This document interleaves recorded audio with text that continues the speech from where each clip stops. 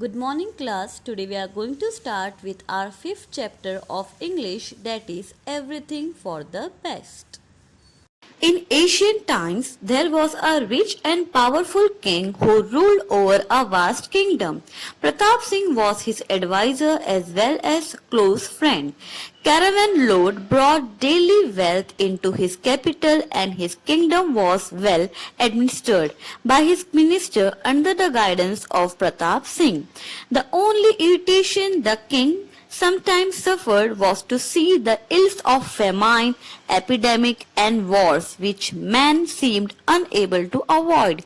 He could not reconcile with Pratap Singh of repeated belief that everything is for the best. When challenged, the minister would reply that such burden ennoble man's nature and teach him wisdom, so bringing mankind slowly toward perfection.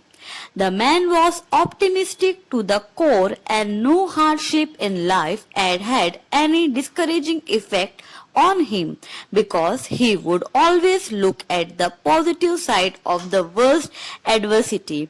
He would think of the benefit that could be derived from adversities. In fact, this particular trait was so prominent in him that others around him very often got tired of his oft-repeated belief.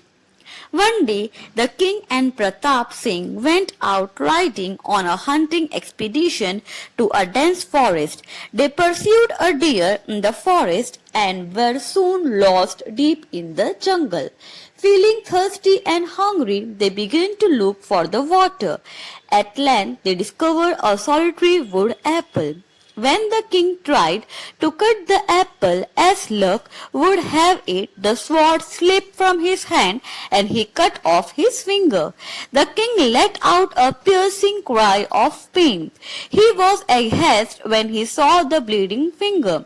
The minister who came running asked the king, "What's the matter, your majesty?" The king pointed to his finger and sword that lay on the ground.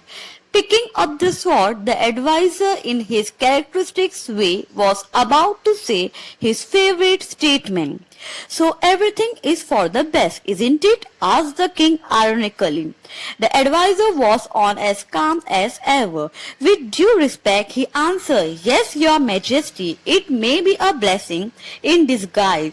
Take it from me, sometime good is going to come out of this apparent tragic incident. God has willed it this way, so we should not complain." The king couldn't believe what his advisor had said. He couldn't comprehend how the loss of his finger could be a blessing. The distraught king was sure his courtier was making fun of him. In his fury, the king ordered Pratap Singh out of his sight. Seeing that he had indeed enraged the king, Pratap Singh had no choice but leave the king alone. In his hunger and pain, the king fell into an uneasy sleep.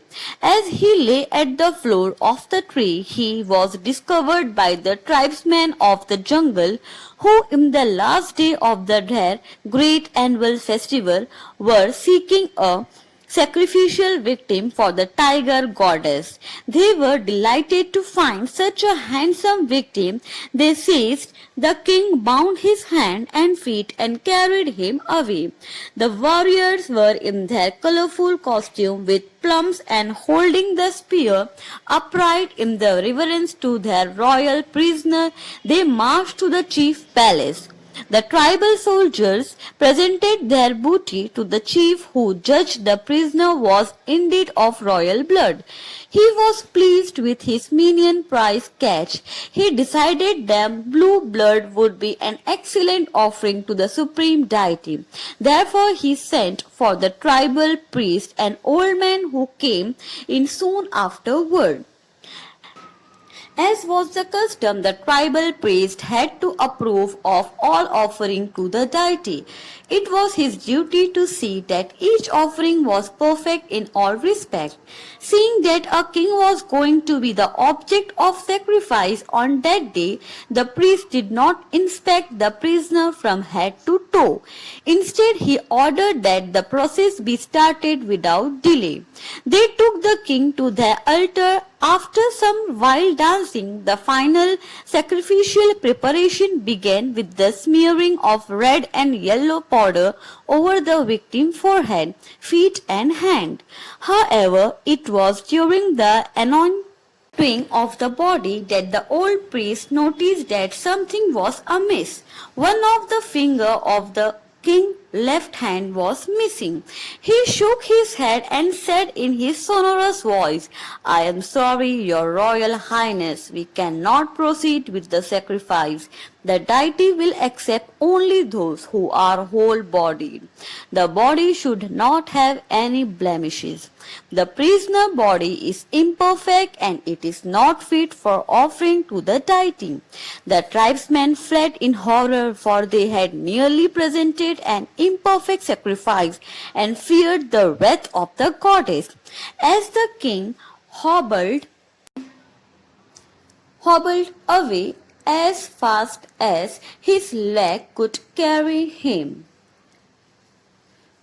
he realized that the loss of his finger had indeed been for the best. But what of not having his minister company at the time of danger? Was that for the best? Yes, said Pratap Singh later, for if he had known of the king's peril, he would have come to the king's aid and been overcome by the numerous tribesmen, thus serving as a substitute victim, so everything was for the best after all.